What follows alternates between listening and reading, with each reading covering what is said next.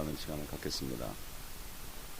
사실 우리가 공부를 하면서 계속 알게 되는 것은 지금 우리가 배우는 이 말씀들이 성경 말씀을 보면서 성경 말씀이 스스로 증거하는 그러한 공부를 하고 있는 것입니다.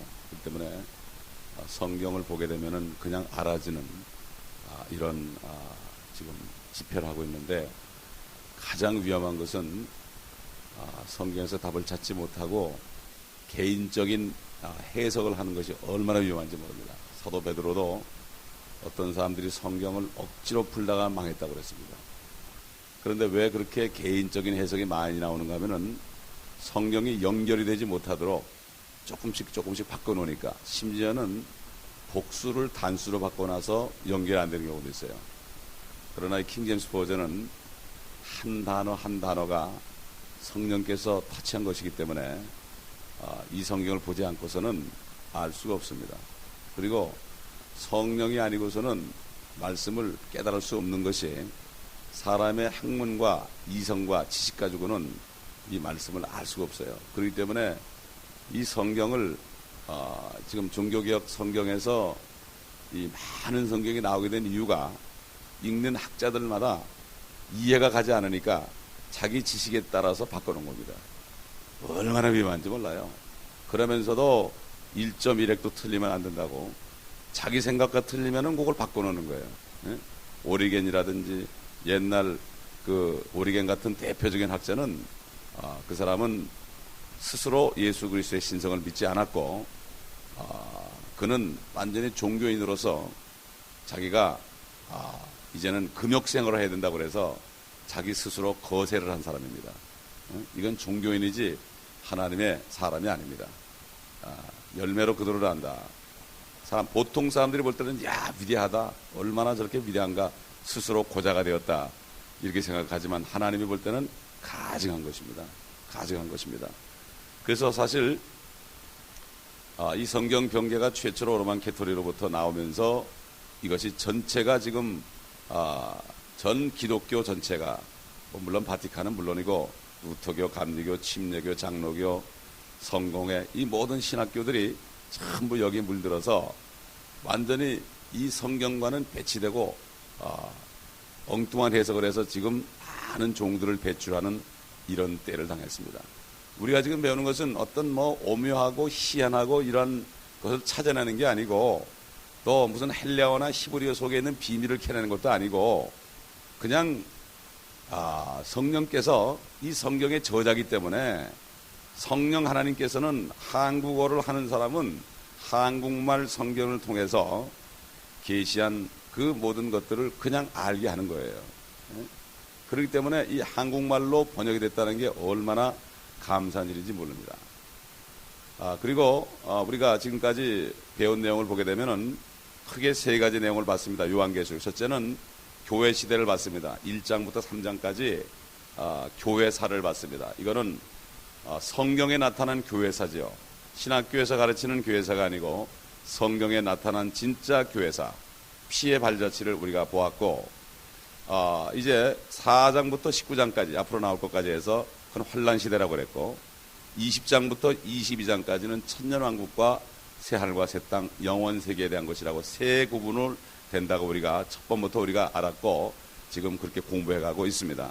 그리고 환란 기간은 다니엘에게 주신 70제주 7년을 얘기하는데, 이거는 유대인의 고난의 때입니다. 유대인의 고난의 때예요. 유대인의 고난의 때라는 걸 절대로 잊어서는 안 됩니다. 사탄이는 이 땅을 유대인들이 차지할 것을 알기 때문에 옛날 가인부터 시작해서 세계대전에 이르기까지, 최근에 이르기까지 적그리스도 마귀의 영은 사람에게 들어가서 유대인들을 말살하려고 했습니다. 이걸 알아야 됩니다. 그리고 그 뒤에서 앞장선 무리들이 바로 예수회와 로만 캐토릭입니다. 물론 같은 거지만은 이것을 분명히 알아야 되는 거죠. 그래서 이런 일들이 이제는 많이 밝혀지고 있죠. 밝혀지고 있습니다. 우리는 담대하게 이것을 증거하게 되는 것입니다. 옛날 침례인 요한이 침례를 주고 있을 때 바리새인들이 왔습니다. 바리새인들이 쫙 자기 정체를 감추고 봤을 때 침례인 요한이 그랬죠. 이 독사의 자식들아, 누가 너희 보고 장차 이 말 진노를 피하라 하더냐. 도끼가 입인 나무의 뿌리에 이제 찍혔다고 그랬습니다. 놓였다. 너희는 심판받을 사람들이다. 우리도 구분을 잘 해야 됩니다. 지금 바리새인들이 누군가. 그러면서 침례인 요한이 말하기를 너희가 속으로 아브라함의 자손이라고 하지만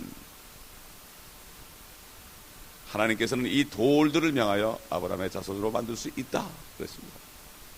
지금 개척을 비롯해서 모든 개신교들이 우리가 아브라함의 자손이다, 유대인들은 끝났다 이렇게 하지만 하나님께서는 돌들로도 만들 수 있다. 너희들은 못 만든다. 차라리 돌이 돼서 죄가 없고 그냥 돌이 돼가지고 무생물이라면 만들 수 있겠지만 너희는 죄로 가득 차서 만들 수 없다는 이런 메시지를 준 거예요. 지금 우리가 보는 이 세상이 바로 그럴 때입니다.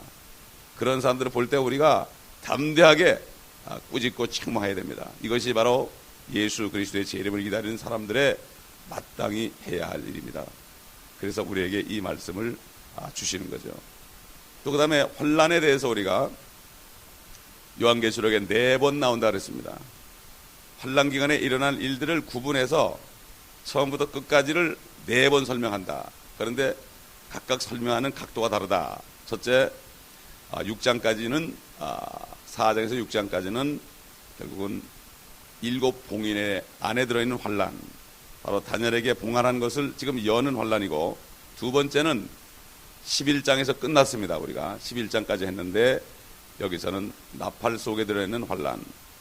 이제 세 번째는 12장에서 14장까지 이제 오늘부터 공부하는 것인데, 여기에서는 특별히 환란 중에서도 적그리스도의 행위와 그가 하는 일들에 관해서, 그 적그리스도의 정체에 관해서, 여러분 성경에 사실 예수 그리스도의 모습, 참 그리스도의 모습을 그린 것보다도 적그리스도의 모습을 그린 말씀들이 더 많습니다.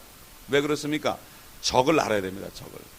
적을 모르게 되면은 우리가 실패하는 거예요. 근데 요즘에 보면은 이 적에 관해서 얘기하는 걸 싫어합니다. 마귀라는 말, 뱀이라는 말, 사탄이라는 말을 하게 되면은 사람들이 싫어합니다. 왜 그렇습니까? 이 사탄이는 자기 자신을 빛의 천사로, 광명의 천사로 위장하기를 원합니다. 그래서 사탄의 가장 큰 목적은 사람들이 자기가 존재하지 않는다고 믿게 합니다. 그래서 히랍이나 중국 신화에 용을 만들어 가지고요, 사탄이는 저 용이다, 용. 별것도 아니야. 이렇게 우화로 만들어 버렸어요. 사탄은 속이는 자입니다. 그렇기 때문에 사탄은 지금 미소를 짓고 있습니다. 야, 목사들까지도 이제 마귀란 소리를 못하는구나. 무식하다는 소리를 들으니까. 그렇지, 무식하지. 당연히 무식해야지. 그래야지 내 정체가 드러나지 않지. 이렇게 하는 것을 알아야 됩니다. 그 다음에 16장부터 19장까지는 이제 그 대접 심판이죠. 호리병 심판. 이것으로 이제 다 심판이, 환란이 끝나고 이제 20장 가면 천년왕국이 오게 되고, 21장에는 새 예루살렘이 내려오면서 영원 세계로 들어가는 것을 우리가 봅니다. 특별히 우리가 다시 한번 기억할 것은 환란 시대에도 환란 성도들이 휴거가 된다는 사실입니다. 전천년을 믿는 학자들 사이에서도 이것을 알지 못하고 있습니다. 대부분. 그렇기 때문에 여기 요한계시록에 나오는 이 휴거를 보면서 이것도 교회 시대다 이래가지고 다른 복음을 전하고 있습니다. 다른 복음을 전하고 있어요. 그 다음에 환란 때 구원에 관해서 행위가 포함된다는 사실, 예수를 믿음과 그들의 행함, 하나님의 계명을 지키는 것 때문에 그들이 구원받는 사실. 여러분, 예수님이 오셔가지고 십자가 죽으시기 전까지 육신적인 예수를 본 사람들은 나를 보고 믿는 자는 구원받는다 그랬습니다. 시대별로 다 구원이 다릅니다. 다 다릅니다. 우리 시대는 한 2000년 됐기 때문에 우리 시대밖에 없는 것 같지만, 우리 시대는 예수 그리스도를 내가 구주로 영접하고 내 죄를 회개하고 영접하기만 하면은 성녀로 거듭나서 구원만 받는 게 아니라 하나님의 자녀가 되는 이러한 이 시대에 살고 있어요. 그러니 이 시대에 우리가 이 복음을 전하지 않아서 우리 가까운 부모라든가 자식이라든가 또는 친척들이 구원받지 못한다면 영원토록 그들이 지옥에서 우리 원망할지도 몰라요. 견떡밥을 싸가지고 가서라도 말려야 됩니다. 믿으라고. 마귀 따라가지 말라고 말려야 됩니다. 그러므로 이 진리의 말씀을 잘 모르고 결국 심판이 어떻게 되는 걸 잘 모르기 때문에 사람들이 전도를 하지 않습니다. 그리고 내가 받은 은혜가 얼마나 큰지 모르기 때문에 그런 것입니다. 요즘에 신학은 결국 이 은혜 시대의 교리에 다 맞추기 위해서 과거 미래를 전부 여기다 갖다 붙여가지고 성경을 보니까 아전 인수격이 되고 그래가지고 거기에 맞춰서 성경을 바꿔버리는 이러한 하나님의 말씀을 막 손질하고 하나님의 말씀을 도마에 내놓고 자르고 또 빼내고 더하는 이런 일이 얼마나 무서운지. 요한계시록 22장 보면은 이 말씀을 더 하나 빼는 사람은 엄청난 저주가 온다고 그러는데 말들은 하면서 실질적으로 그렇게 하는 것을 볼 때 너무나 깜깜한 세상이요. 이제 동이 트기 직전이기 때문에 정말 이 사도 바울이 우리가 밤에 있다고 그랬거든요. 이제 밤중에서도 4경입니다. 1경, 2경, 3경, 4경, 500년까지가 1경이요, 1000년까지가 2경이요, 1500년까지가 3경이요, 2000년이니까 이제는 끝에 끝이에요. 바로 동트기 직전이기 때문에 굉장히 깜깜합니다. 또 그 다음에 우리가 본 것은 모세와 엘리야가 다시 살아서, 엘리야는 물론 죽지 않고 올라갔지만 다시 와서 목뱀을 당하고 또 부활해서 휴거가 된다.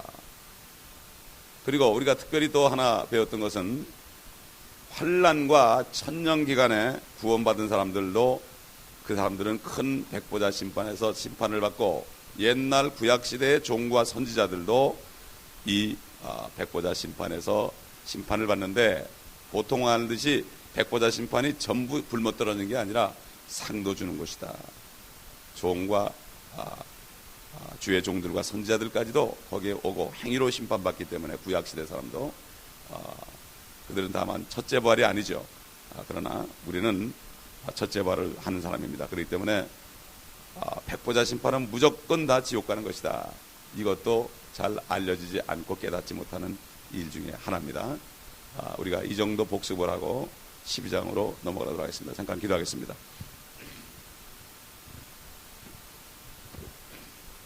아버지 하나님, 이제 세 번째 환난에 일어날 일들을 저희가 또 다시 말씀을 통하여 보기를 원합니다. 사도 요한에게 성령 안에서 미리 보여주신 것처럼 우리 영이 말씀 안에 있는 광경들을 우리가 보게 하시고 말씀을 찾아갈 때 활동사진처럼 우리 눈에 확실히 영의 눈에 보여져서 아버지 하나님, 정말 이제는 이 말씀을 가슴에 깊이 간직하고 장차 일어날 일들을 바라보며 지금 우리가 살고 있는 은혜로운 때에 핍박도 없고 환난도 없는 이런 때에 우리가 정신을 바짝 차리고 미지근하지 않고 이제는 뜨겁게, 사랑은 뜨겁게, 또 진리를 사수하는 것은 차갑게 아버지 하나님 긴장하고 정신을 차리고 이제 마지막 남은 달려갈 길을 끝까지 달려 주님의 앞에 설 때까지 믿음을 지키고 주님이 예배하신 면류관을 바라보므로 이 세상에 썩어질 것 침 흘리지 않고 아버지 하나님 주님만을 바라보며 주님을 영광스럽게 만나는 저희가 될 수 있도록 한 사람 한 사람을 붙잡아 주옵소서. 우리 구주 예수 그리스도의 이름으로 기도합니다. 아멘. 12장 읽겠습니다.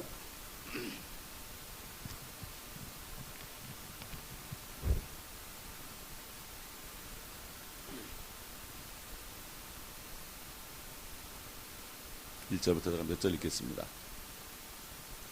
하늘에 큰 이적이 나타났으니 한 여인이 해로 옷 입었고 다른 그녀의 발밑에 있으며 머리에는 12별이 있는 면류관을 썼는데 아이를 뵌 그 여인이 산고로 울부짖으며 출산하려 함으로 아파하더라. 하늘에 또 다른 이적이 나타났으니 보라, 커다란 붉은 용 한 마리가 있는데 7머리와 10뿔이 있고 그 머리들 위에는 7 왕관이 있더라. 그런데 그의 꼬리로 하늘의 별 3분의 1을 끌어다가 땅에 던지더라. 또 그 용이 그 아이가 태어나자마자 삼키려고 출산하려는 그 여인 앞에 서 있더라. 그녀가 사내 아이를 낳았는데 이 아이는 모든 민족들을 철장으로 다스릴 자라. 그녀의 아이가 하나님과 그의 보호자 앞으로 들려 올라가더라. 그 여인은 광야로 도망하였는데 그곳에는 그들이 그녀를 1260일 동안 부양하라고 하나님께서 그녀를 위하여 마련해 놓은 곳이 있더라. 여기까지 보겠습니다.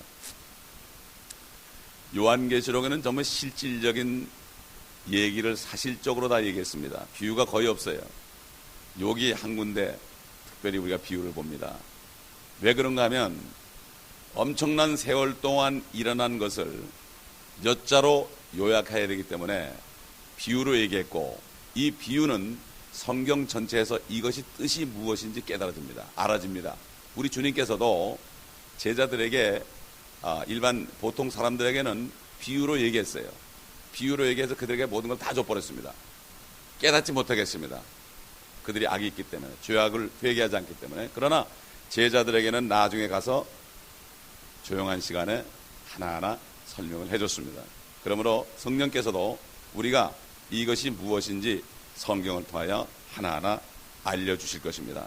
그런데 먼저 이것을 보기 전에 지금 이것을 깨닫지 못하고 성경에 있는 것처럼 보아도 보지 못하고 들어도 듣지 못하는 그런 사람들의 무리들이, 첫째는 바리새인 무리들이요, 둘째는 사두개인 무리들입니다.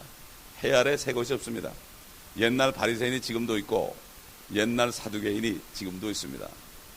옛날 바리새인들은 바로 캐토릭을 중심으로 한 그를 따르는 무리들이고, 옛날 사두개인들은 부활을 믿지 않는 자유주의자들, 지금 자유주의 신학자들을 얘기합니다. 절대로 해 아래는 새 것이 없습니다. 이름만 달랐지 그 영의 흐름은 똑같습니다. 똑같은 것입니다. 아벨의 혈통과 가인의 혈통이 지금 계속 흐르고 있습니다. 그래서 아벨 흐름에서 예수 그리스도, 가인의 흐름에서 적 그리스도가 난 거죠. 그렇기 때문에 이 성경 전체는 두 줄기가 계속 나가고 있는 것입니다. 그러다가 나중에 아마겟돈 때는 물리적으로 결국 보이는 가운데 전쟁이 붙는데, 그건 전쟁도 아니죠. 일방적인 전쟁입니다. 여기 로만 캐토릭이 어떻게 사적으로 해석을 하느냐, 자기들이 해석을 하는데 이 여인을 동정녀 마리아라고 부릅니다. 그럴듯하게 들립니다. 그럼 우리가 여기 있는 이 말씀 속에 여인을 말이죠, 마리아라고 한번 바꿔가지고 한번 넣어봅시다. 바꿔가지고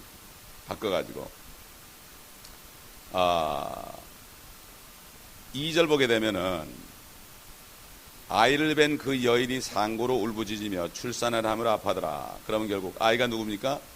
예수 그리스도. 예수 그리스도를 뵌 그 마리아가 상고로 울부짖으며 출산을 함으로 아파하더라. 여기까지는 그럴듯합니다. 또 3절, 거기 말고 5절 보겠습니다. 5절, 4절 보겠습니다. 4절.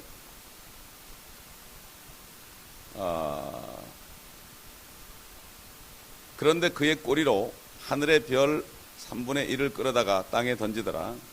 또 그 용이 그 아이가, 예수 그리스도가 태어나자마자 삼키려고 출산하려는 그 여인 마리아 앞에 서 있더라. 이렇게 되겠죠.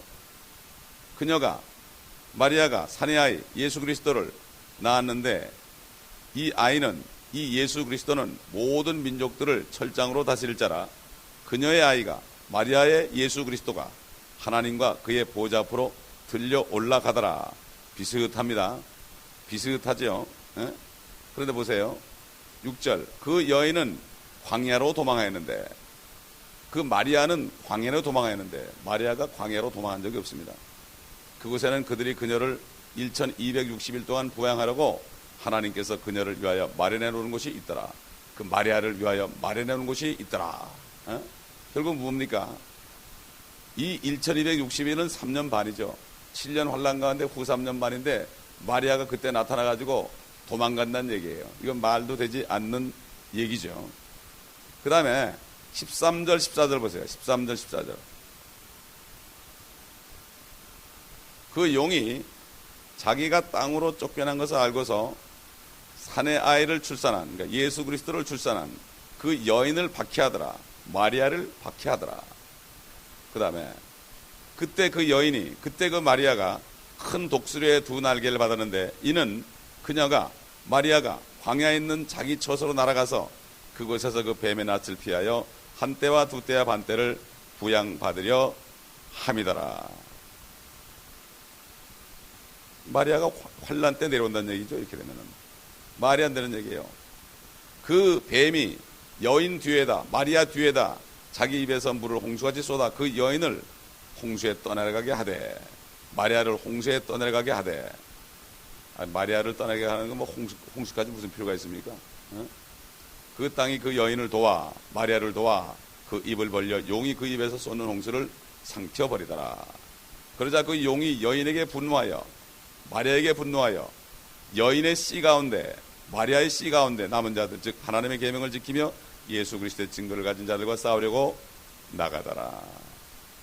여러분, 여인의 씨가 어디 있습니까? 여인의 씨. 여인의 씨는 창세기 3장에 나옵니다. 여인의 씨가 네 머리를 부술 것이다. 여인의 씨. 그러므로 여기서는 마리아라는 것은 말도 되지 않습니다. 말도 되지 않는 얘기.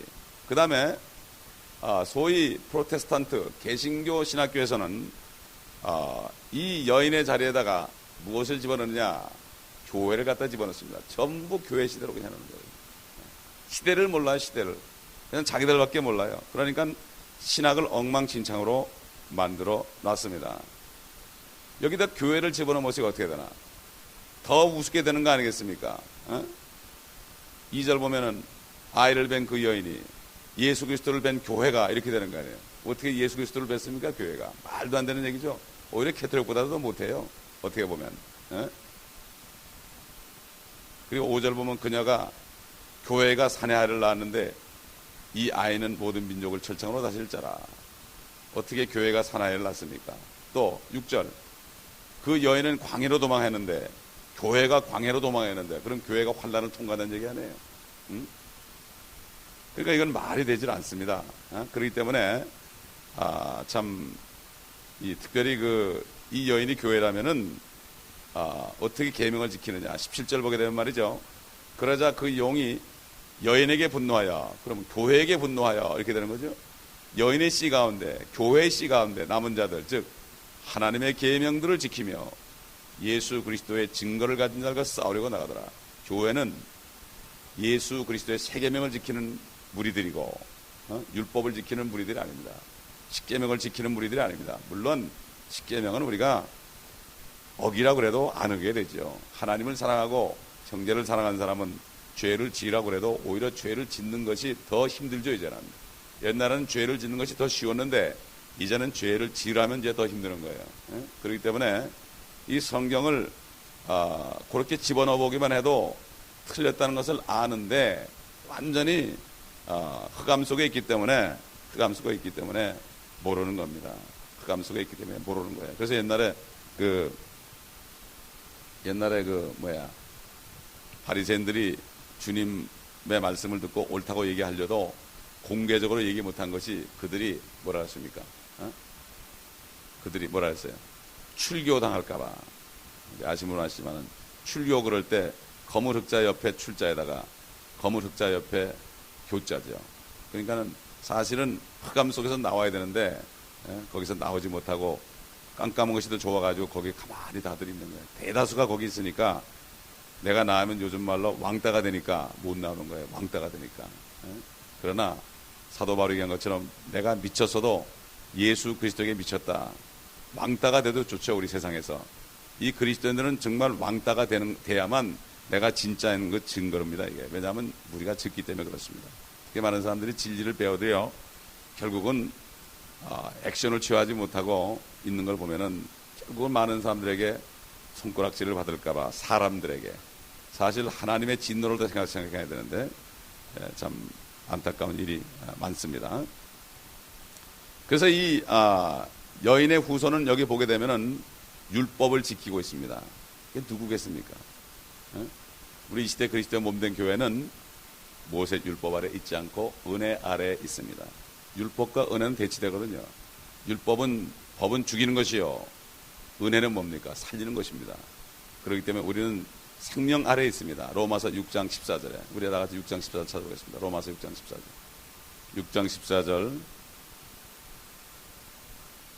죄가 너희를 주관하지 못하려니 이는 너희가 율법 아래 있지 아니하고 은혜 아래 있기 때문이다. 분명히 성경에 우리는 율법 아래 있지 않습니다. 그 계명을 초월한 것입니다. 초월한 것입니다. 십계명이라는 것이 사실 모든 계명의 대표적인 것인데 결국 그 속에 주님이 주신 세 계명, 하나님을 사랑하고 또 이웃을 사랑하라, 이렇게 말씀하신 세 계명 속에 다 들어있지요. 그러니까 하나님의 사랑이 있는 사람은 저절로 지켜지게 되어 있습니다. 세상 사람도 착한 사람 보고 그러잖아요. 저 사람은 법 없어도 살 사람이다. 법이 상관이 없어요. 쉽게 얘기해서 매일 운전할 때 65마일로 달리는 사람은 티켓을 뛸 필요도 없고 뛸 염려도 없고 완전히 자유한 사람이야. 그 사람은 은혜 아래 있는 사람이야. 법 아래 있는 사람이 아니에요. 매일같이 80마일 90마일 달리는 사람은 법 아래 있는 사람이야. 항상 두려운 거예요. 그래서 항상 두려운 거예요. 예? 그렇기 때문에 우리는 은혜 아래 있는 우리 참 주의 몸된 교회에 속했다는 게 얼마나 감사합니다. 우리는 자유의 법 아래 있지 그 옛날 모세 율법 아래 있지 않다. 우리 야고보서 2장 12절 보겠습니다. 야고보서 2장 12절. 너희는 자유의 법에 따라 심판받을 사람처럼 말하며 행동하라. 자유의 법에 따라. 자유의 법에 따라. 아까 얘기한 것처럼 주님께서 세 계명을 줬죠. 요한복음 14장 21절 보겠습니다. 14장 21절. 이게 분명히 세 계명을 주셨는데 큰 안식교에서는 죽어도 그냥 율법을 안 지키면 안 된다고 그러니, 안식일을 안 지키면 안 된다고 그러니 참 안타까운 일이에요. 성경들 안 보니까. 12장 21절. 요한복음 14장 21절 죄송합니다. 14장 21절. 나의 계명들을 가지고 그것을 지키는 사람은 나를 사랑하는 사람이니 나를 사랑하는 사람은 나의 아버지께 사랑을 받으리라. 또 나도 그를 사랑하여 그 사람에게 나 자신을 나타내리라고 하시니라. 그 다음에 15장 10절 보겠습니다. 내가 내 아버지의 계명들을 지켜서 그분의 사랑 안에 거하는 것 같이 너희도 나의 계명들을 지키면 나의 사랑 안에 거하리라. 내가 이런 것을 너에게 말한 것은 나의 기쁨이 너희 안에 머물러 있어 너희의 기쁨이 충만하게 하려는 것이라. 나의 계명은 이것이니 내가 너희를 사랑하는 것 같이 너희도 서로 사랑하라는 것이라. 결국 사랑 빼고 나면 아무것도 없어요. 그래서 고린도전서 13장에 사랑이 없으면 아무것도 아니라고 그랬습니다. 사랑 빼면 완전히 노른자 빠지는 거죠. 그렇기 때문에 우리는 자유가 있되 방종이 아니고 사랑 안에 거해야 되는 것입니다. 사랑 안에. 아무리 열심히 일해도 사랑하지 못하면 아무 소용이 없습니다. 그렇기 때문에 지금 이 여인은 마리아가 아니고 교회도 아니다. 그러면 무엇인가? 우리 한번 요한계시록 22장 14절 보겠습니다. 이 시대가 다르다는 것을 다시 한번 우리가 볼 필요가 있죠. 22장 14절.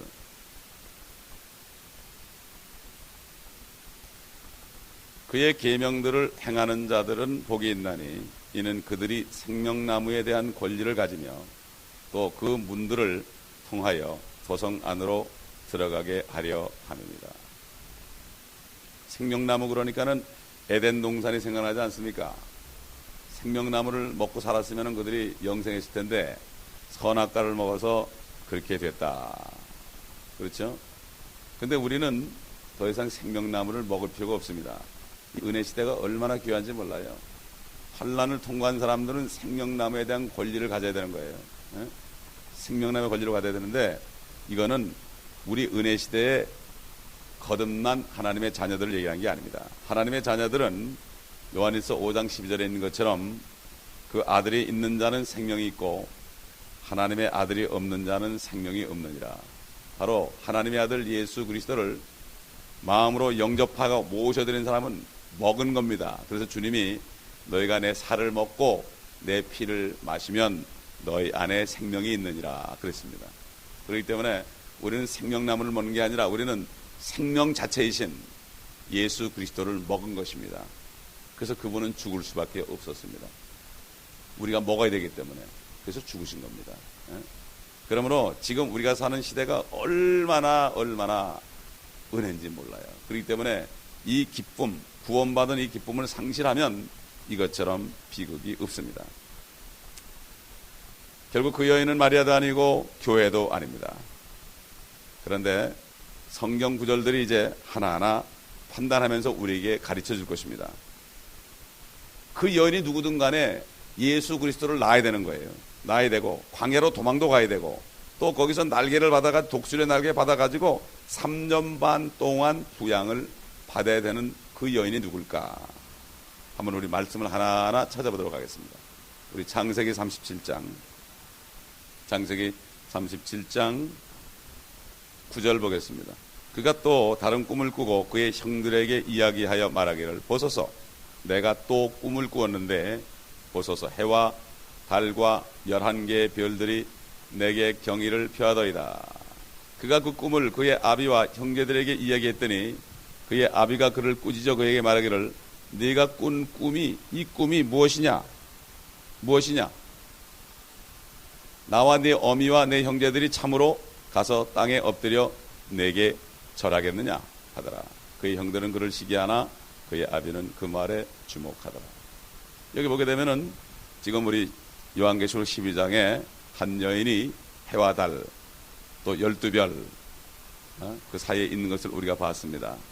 여기 보니까 이 요셉이 꿈을 꿨는데 결국 해와 달과 11개의 별들 전부 12형제니까 요셉은 빠진 거죠. 그러니까 그들이 경배하니까 결국은 이스라엘 민족 12별을 얘기해요. 12지파를 얘기하는 거 아니겠습니까?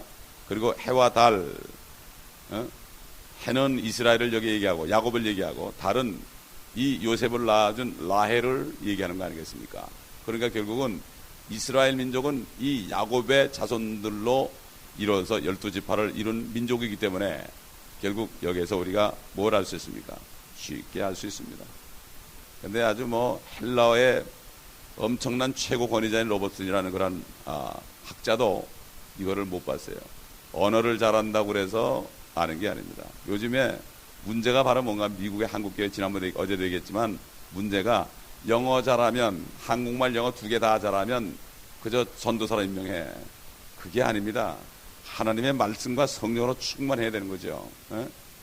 교회들이 그냥 그래가지고 그냥 좋은 신학교 나왔다라면 그냥 주고 하니까 부모들은 맡겨놓고 걔들이 뭘 하는지도 모르고. 참 보통 문제가 아닙니다.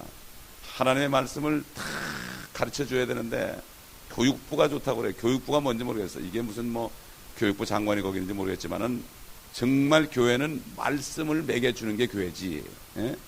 무슨 행사하는 게 교회가 아닙니다. 그렇기 때문에 이 지금 창세기 37장 우리가 읽은 이 구절을 국민학생이 읽어도 이건 누군지 혼이하는 거예요. 이거하고 요한계시록 12장하고 놓으면서 이게 누구냐 그러면 아이고 이스라엘이지 그럴 거죠. 근데 왜 신학자들이 모르냐? 성령이 없어서 그렇습니다. 자기의 지식을 의지해서 그렇습니다. 바로 이 여인은 쉽게 이스라엘인 걸 우리가 금방 알 수가 있습니다. 다른 이유가 없죠. 성경 보면 깨달아지는 거죠. 호세아서 2장 14절 보겠습니다. 호세아서는 특별히 호세아는 우리 예수 그리스도를 그 모형이죠. 그리고 이스라엘 민족들이 타락하고 음란하게 행하는 그러한 얘기를 여기 해놓은 거 아니겠습니까? 다니엘 다음에 호세아서 2장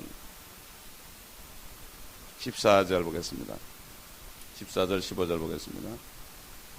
그러므로 보라 내가 그녀를 꿰어 여인이죠.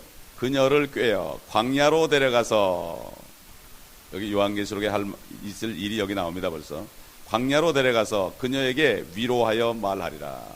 이스라엘 민족들이 모세를 통하여 먼저 한번 광야를 통과했습니다. 그런데 다시 한번 3년만 동안을 광야로 이제 또 갑니다. 그들이 양육받아야 됩니다. 왜냐하면 적그리스도 지하에서 인을 받지 않으면 먹을 게 없기 때문에 하나님께서 독수리의 날개로 업어서 그 독수리의 날개는 비행기를 얘기하죠. 왜냐하면 마태복음 24장에 주님이 도망가는 일이 그걸 the flight 그랬어요. 비행하는 일이 이런 얘기죠. 지금 실질적으로 많은 유대인들이 소련에서 지금 The Wing of Eagle, 독수리의 날개라는 그 이름 붙은 비행기로 지금 계속 실어오고 있습니다. 미리 보여주는 거죠. 다시 본문으로 와서 15절, 또 내가 거기에서 그녀에게 그녀의 포도원을 주고 악을 골짜기로 소망의 문을 삼으리니 그녀가 거기에서 그녀의 젊은 시절처럼 또한 그녀가 이집트 땅에서 올라오던 날처럼 노래하리라. 430년 동안 이스라엘 민족이 애굽에 있으면서 400년 동안을 종살이하고 모세와 아론을 통하여 그들이 해방되고 특별히 홍해를 건너고 모든 파라오와 애굽의 군대들이 완전히 한 사람도 남김없이 수장되는 것을 봤을 때 얼마나 그들이 기뻐했습니까? 그거 이상으로 적그리스도를 피해서 그들이 구원받을 때 그 기쁨은 이루 말할 수 없다는 것입니다. 이루 말할 수 없다는 것입니다. 우리 다 같이 히브리서 4장 보겠습니다. 히브리서 4장 4절 보겠습니다. 어느 곳에선가 일곱째 날에 관해서 이렇게 말씀하시기를 하나님께서 일곱째 날에 그의 모든 일에서 쉬셨느니라고 하셨으며 여기에서 다시 그들이 나의 안식에 들어오려면 이라고 하셨느니라. 그러므로 누군가 거기에 들어가야만 하는 일이 있으나 먼저 복음을 들은 자들은 믿음 없음으로 인하여 들어가지 못한 것이라. 이거는 모세를 통해 나왔던 남자만 60만 명 되는 그 무리들, 여호수아 갈렙에는 하나도 못 들어가죠. 가나안 땅에. 이걸 얘기하는 거예요. 그때 당시 복음은 가나안 땅에 들어가는 게 복음이었습니다. 7절, 또다시 오랜 세월 후에 어떤 날을 정하시어 다윗 안에서 오늘이라 말씀하셨으니, 그러니까 성경은 오늘 그럴 때 그게 그 당시 아니라 이루어질 그날을 미리 보고 오늘이라고 그러는 거죠. 항상 현재입니다. 오늘 너희가 그의 음성을 듣거든 너희 마음을 완악하게 하지 말라고 함과 같으니라. 옛날 광야에서 모세를 따라가던 사람들이 완악하게 하다가 다 죽어버리고 여호수아와 갈렙 외에는 아무도 못 들어갔습니다. 마찬가지로 이스라엘 민족들이 환란을 통과할 때 거기서 완악하게 하면 또 멸망한다 이런 얘기예요. 또 멸망한다. 두 번 이루어집니다. 8절 보겠습니다. 만일 예수가 그들에게 안식을 주었더라면, 다른 성경은 전부 여호수아가 되어 있어요. 예수가 그들에게 안식을 주었더라면, 그 얘기는 뭐죠? 옛날 광야에서는 예수가 안식을 준 게 아니라 여호수아를 통해서 안식을 줬죠. 여호수아를 통해서 안식을 줬죠. 그러나 여호수아도 사실은 그 이름의 뜻은 예수란 뜻이죠. 그러나 그는 예수가 아닙니다. 그 모형입니다. 여호수아를 통해서 옛날에 가나안 땅에 들어가게 했습니다. 안식하게 했습니다. 그런데 그때는 예수님이 준 게 아니다. 예수님이 준 것이 아니다. 수천 년 전 얘기 아닙니까? 그래서 하나님께서 그 후에 다른 날들을 말씀하지 아니하셨으리라. 그러므로 하나님의 백성에게 한 안식이 남아 있도다. 하나님의 백성입니다. 이거는 자녀가 아닙니다. 우리 예수 그리스도를 영접하는 우리는 마음에 벌써 안식이 있죠. 24시간 일주일 7일 안식이 있습니다. 안식교 신자 만난 그래요. 저는 일주일 내내 안식합니다. 주님이 안에 있기 때문에. 당신들은 안식일 토요일날 안식이라고 예배드리면 안식일 지키는 건데 나는 영원토록 지키고 있습니다. 앞으로도 영원토록 지킬 것입니다. 이 세상을 떠나도 천국 가서 영원토록 지킬 것입니다. 이렇게 얘기한다고요. 네? 그러니까 이 다른 날을 말씀하지 않으셨으리라. 그러므로 하나님의 백성에게 한 안식이 남아있도다. 이게 뭡니까? 바로 이스라엘 민족들이 이제 환란을 통과해서 천년 왕국에서 일곱째 천년 왕국에서 영원한 안식을 가질 것을 여기 얘기하고 있는 것입니다. 근데 신학자들이 보니까 여호수아에게 안식을 주었지 어떻게 예수가 주었느냐? 그러니까 그거를 예수를 여호수아로 바꾸는 거예요. 이러니 성경이 엉망진창이 되는 겁니다. 엉망진창이 되는 거예요. 예? 그래서 우리는 이 성경이 틀려지게 되면은 사적인 해석이 나올 수밖에 없어요. 맥혀버리니까. 그러나 성경이 변개되지 않으면 물 흐르듯이 쭉 흘러가가지고 어떤 무식한 사람, 처음 믿는 사람도 그냥 알게 돼 있습니다. 그냥 알게 돼 있어요. 우리 또 한번 신명기를 통해서 옛날 애굽에서 나올 때 어떤 모습으로 나오게 했는가. 마찬가지로 우리 요한계시록 지금 12장에도 보면은 독수리의 날개로 업어간다고 그러는데 동일한 역사가 일어날 거니까 신명기 32장 11절을 보므로 우리가 앞으로 환란 때 요한계시록 12장에 나오는 그러한 일들을 미리 보겠습니다. 요한계시록 12장을 봐도 용이 물을 토해내 가지고 홍수를 만들어서 떠내려가게 하려고 그랬죠. 그러나 하나님께서 그들을 일천 한때 두때 반때를 데려가서 양육한다고 그랬습니다. 32장 신명기 32장 11절 보겠습니다. 참 예언입니다. 모세 오경 시편 선지서가 그때 당시에 또 예언한 거지만은 앞으로 있을 일들을 얘기한 거예요. 바벨론이 너희들을 이제 멸망시키겠다.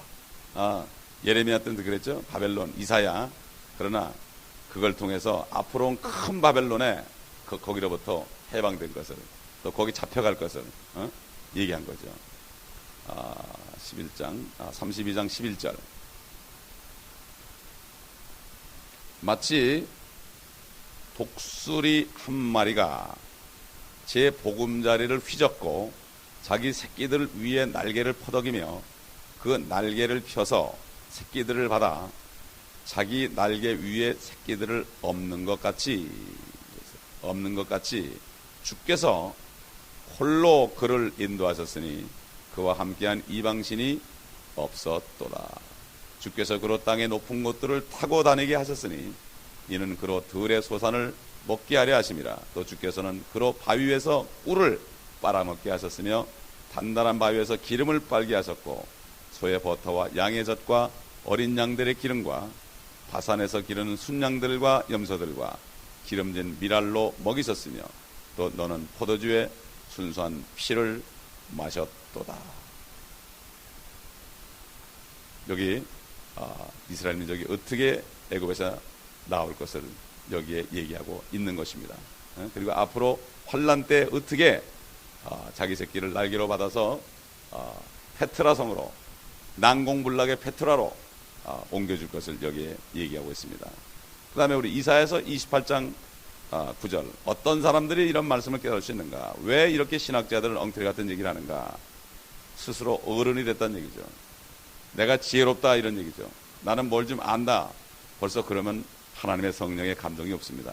항상 나는 아무것도 모른다고 해야 되는데 요즘에 크리스찬들은 조금만 오래 믿으면 금방 교만해져 가지고 들으려고 그러질 않습니다. 이사야서 28장 9절.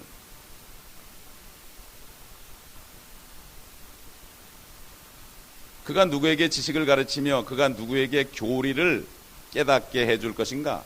젖을 떼고 젖가슴에서 물러난 자들에게로다. 여기 보면 알 수 있죠?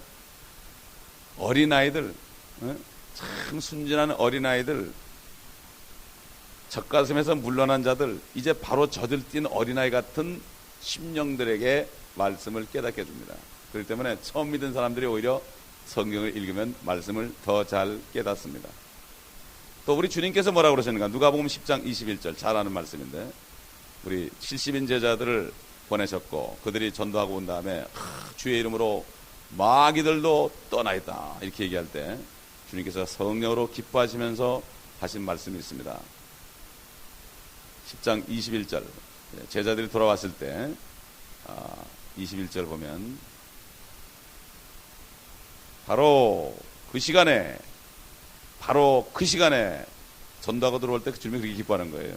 예수께서는 영으로 기뻐하시며 말씀하시기를 오 하늘과 땅의 주이신 아버지시여 이런 일들을 지혜롭고 슬기로운 사람들에게는 숨기시고 어린 아기들에게는 나타나신 것을 감사하나이다. 그러하옵니다 아버지시여 이는 그렇게 하시는 것이 아버지 보시기에 선함이니이다. 내 아버지께서 모든 것을 내게 주셨으니 아버지 외에는 누가 아들인지 모르며 또 아들과 아들이 아버지를 계시하고자 하는 자 외에는 누가 아버지인지 아무도 모르나이다 라고 하시더라. 이 말씀대로죠. 그렇기 때문에 이 모든 성경 구절은 다 관계가 있고 12장에 나오는 여인이 누군가 바로 이스라엘이라는 것을 알려주고 이 여인은 결코 교회도 아니고 또 마리아도 아닙니다. 교회는 항상 아내나 신부나 처녀나 이렇게 언급이 되죠. 우리 요것만 찾아보고 끝냅시다. 고린도후서 11장 2절. 고린도후서 11장 2절. 12장 1절 2절 보겠습니다. 나는 너희가 좀 어리석은 나를 용납해 주기 바라노라. 부디 나를 용납하라. 이는 내가 경건한 질투로 너희에게 질투를 느낌이라. 내가 너희를 한 남편에게 정혼시켰나니 이는 한 순결한 처녀로 너희를 그리스도께 바치려는 것이라. 그러니까 이 사도 바울이 우리들을 주님 앞에 바쳤습니다. 주님께 제물로 바쳤습니다. 사도 바울은 전도에서 얻은 영혼들을 제물이라고 합니다. 하나님께 제물을 드리는 거예요. 기뻐하시는 제물.